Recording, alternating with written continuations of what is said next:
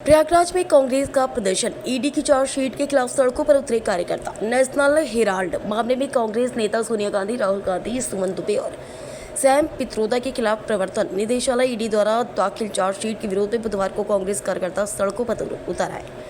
Civil lines स्थित पत्थर गिरजाघर धरना स्थल पर कांग्रेस जनों ने केंद्र सरकार और ईडी के खिलाफ जोरदार प्रदर्शन किया। प्रदर्शन की अगुवाई शहर कांग्रेस अध्यक्ष फजल हाशमी ने की।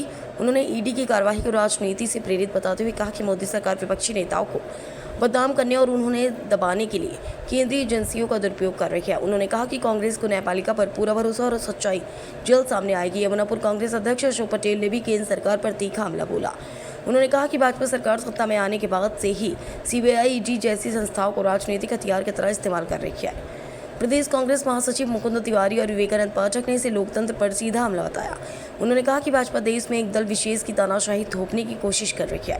राज्य कार्य समिति के सदस्य हरिकेश त्रिपाठी ने भाजपा पर बदले की भावना से राजनीति करने का आरोप लगाते हुए कहा कि कांग्रेस कार्यकर्ता इससे डरने वाले नहीं हैं और लोकतंत्र की रक्षा के लिए सड़कों पर उतरते रहेंगे।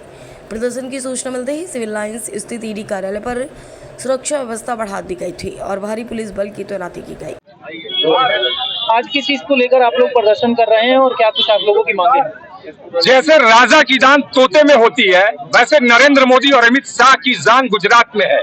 जैसे ही हमारे नेता राहुल गांधी ने गुजरात चुनाव की अभियान की शुरुआत की, वैसे ही नरेंद्र मोदी और अमित शाह ने ईडी के सहारे 12 साल पुराने एक मुकदमे में बोगस चार्जशीट दाखिल करके डराने की कोशिश कर रहे हैं। लेकिन शायद उनको पता नहीं है कि ये गांधी परिवार है, डरने वाला नहीं है। आप जरा सोचिए कि विपक्ष के नेताओं पर लगभग 5,906 मुकदमे दर्ज है, लेकिन सिर्फ 24 मुकदमों में विपक्ष के नेताओं पर जो सही साबित हो सके, बाकी सारी बोकस और झूठे मुकदमे थे। उससे साफ पता चलता है कि जहां भी चुनाव होता है, सरकार, नरेंद्र मोदी, अमित शाह, ईडी और सीबीआई के सहारे विपक्ष के नेताओं की आवाज को दबाने की कोशिश करते हैं।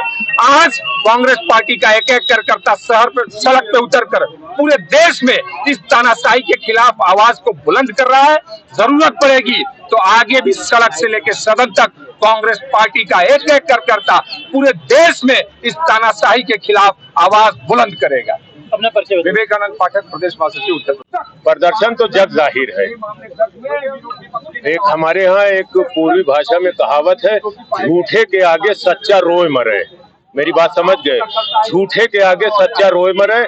और मोदी सरकार झूठों की अलंबरदार है। उसने जब जब उसके ऊपर मुसीबत आई है, नफरत बो के उसने अपने लोगों को माल दिलवाया है, तमाम दुनिया की नीतियों को परे रख के।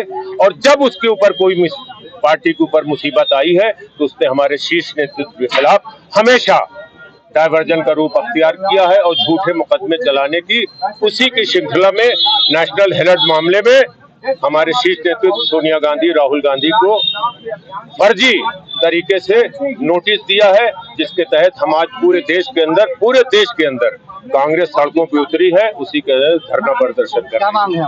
हमारी मांग है कि तत्काल प्रभाव से इस झूठी मुकदमे को तत्काल प्रभाव इसको खारिज करें। और जहां तक आप इस चीज को समझते हैं कि हमारे देश के अंदर सुप्रीम कोर्ट ने, खासकर उत्तर प्रदेश जहां हम आप खड़े हैं, सुप्रीम कोर्ट ने ये कहा है कि उत्तर प्रदेश की लॉ एंड ऑर्डर सिचुएशन बिल्कुल शून्य हो गई है। शर्म की बात है जब देश का शीर्ष नेतृत्व सुप्रीम कोर्ट का चीफ जस्टिस ये कह रहा है। और इनकी तो बात आप जानते हैं कि हर चीज इनकी नफरत के ऊपर है। उसी के तहत बिहार के चुनाव, अरे मैंने बताया तो आपको, जब जब कहीं पे किसी स्टेट पे चुनाव होगा तब ये नफरत बोने का काम करेंगे। नफरत किसी भी तरीके से हो, धर्म के नाम पे हो, जात के नाम पे हो, समुदाय के नाम पे हो। और सबसे बड़ा जो उनको खतरा है हमारे नेता आदरणीय राहुल गांधी से, हमारे नेता से उनको खतरा है। उसी के खिलाफ फर्जी मुकदमे और हमको इसकी परवाह नहीं है। राहुल गांधी और गांधी परिवार इस देश के अंदर एक एक जनता के, एक कांग्रेस के लोगों के दिल में बसे हुए। फजल हाशमी, अध्यक्ष शहर कांग्रेस कमेटी, प्रयागराज।